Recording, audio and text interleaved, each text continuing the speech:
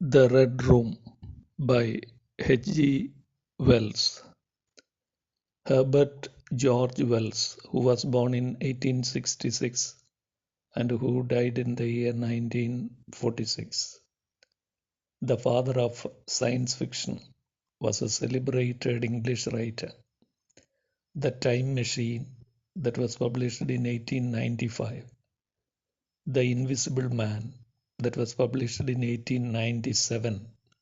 And The War of the World, that was published in 1898, of him depict futuristic ideas like time travel, invisibility, and alien invasion. His short story, The Red Room, is a Gothic story that explores the themes of fear, superstition, and the power of mind. It also stresses the need for developing rational beliefs and scientific temperament. The protagonist, a confident young man, visits an old castle to spend a night in a red room that is believed to be haunted by the ghost of an earl and a countess. There are three caretakers in that castle: an old man with a withered arm, an old woman, and a more aged and wrinkled one.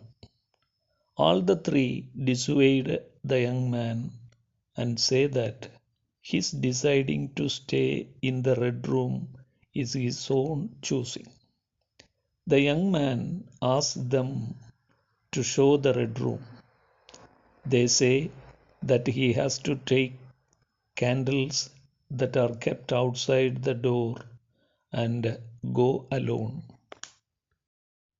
The protagonist walks down the chilly, echoing passage with a flared candle that makes shadows behind and before him. Through a spiral staircase, he reaches the second landing. Then he opens the door covered with green baize and walks through the long corridor and reaches the haunted red room. On the way, the glistening Ganymede and eagle figures make him think about someone crouching there to waylay him. With his hand in the pocket that holds his revolver, he enters the red room of Lorraine Castle, where the young Duke died. The protagonists begin to walk round the room after lighting 17 candles in the room. Unexpectedly, the candle in the alcove goes out first, and then the two on the table by the fireplace are extinguished. When he relights some, the flames of some other candles start to vanish, as if the wick has been suddenly nipped between a finger and thumb by an invisible hand.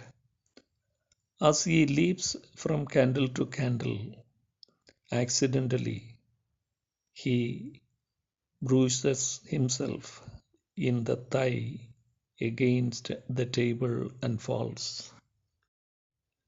Before he reaches the fireplace to get his candle lighted, the flames at the fire too dwindled and vanished.